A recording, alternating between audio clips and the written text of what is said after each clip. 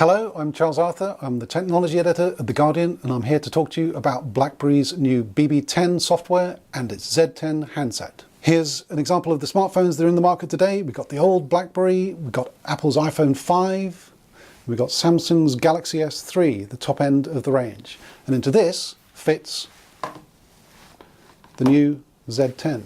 To activate the handset, you don't unlock it with the keyboard, you swipe it. Everything that you do is driven by swipes. So rather than having a physical home button, there's no button here at all. What you do is you reach what's the home page, in effect, by swiping up from the bottom.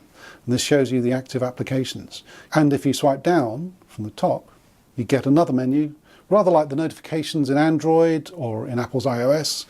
This one offers you settings, the rotation lock, Bluetooth, Wi-Fi, alarm, not quite so like Apple's iOS, where you would get details of emails or tweets or Facebook updates in that notification center.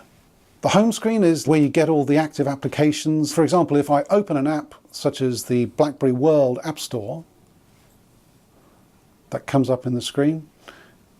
You can either go back to the home screen or you can zero in on it. It's got a virtual back button which will take you back to the App Store if you happen to be on something. Sometimes it's easy to miss and to be swiping from the bottom, going back to the home screen, rather than just scrolling up the page. But it's got a big selection of films, a big selection of apps. Although the quality is untested so far, quite a lot of them didn't have reviews on when I looked at them. There's Facebook and Twitter are built in.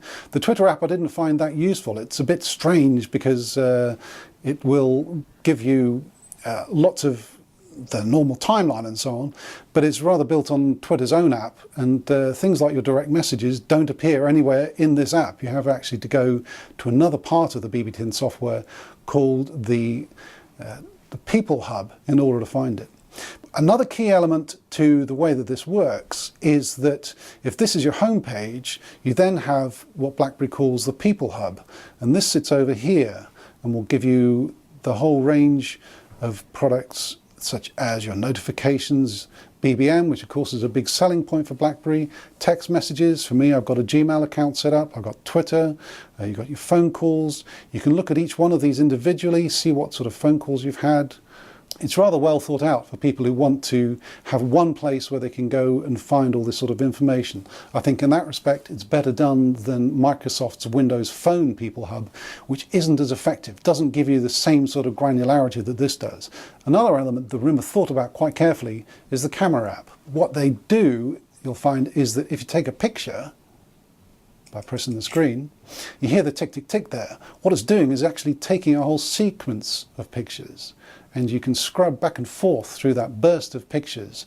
Each of them is about a millisecond apart, I'm told, and you can choose the particular one that suits you best. And when you choose that one, it'll keep it, discard the rest. It's a really good way if you're not sure that you're going to be that good at capturing the moment with a single button press. It captures a whole burst of them.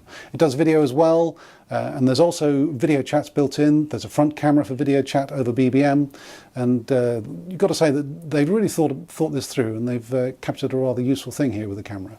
There are some aspects about this swiping up, swiping down, which I thought were a little bit confusing at times. So, for example, I was in the music app, which here has the new Alicia Keys album, and what I noticed was that I thought that I could swipe down and affect the Wi-Fi setting, for example. But if you swipe down, all you get is a help button. In order to actually get back to that Wi-Fi setting, for example, what you have to do is go out of the app, back to the home screen, and then scroll down from there. And that's where your notifications will be available. Unlike the way in which, for example, on Android, you can go directly to any of those sorts of widgets from the notifications. I think this is something that might get a little confusing at times for people. One element that's not shown on this phone because it isn't set up for it is that BlackBerry's come up with a way to separate the personal and the work experiences for the users of these phones. So if your company has a new version of the BlackBerry Enterprise Server software, then it can set up these phones so they have a personal and a workspace. And with one swipe up from the middle of the screen, you'd be taken over to the other version. The content that's in the workspace can't be copied over into the personal space. And that is important for companies which value security of information. And that's the sort of people that RIM really needs to win back. So here's the question. Does RIM have a winner here? Does it have something which is going to stand alongside Apple and Samsung and the other big names in the mobile phone industry? Or is this going to be one of the sort of Me Too launches, a bit like Palm with the Palm Pre, where everyone thought that the interface was great, but they didn't actually buy it?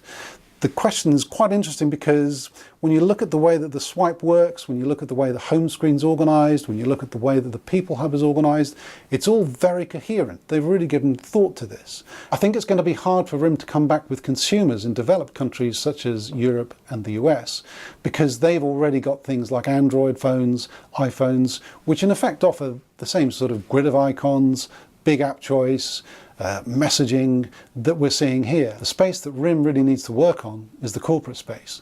It's quite possible that this will be a success with some corporations, but as far as the consumer market goes, I think it's going to be an uphill struggle.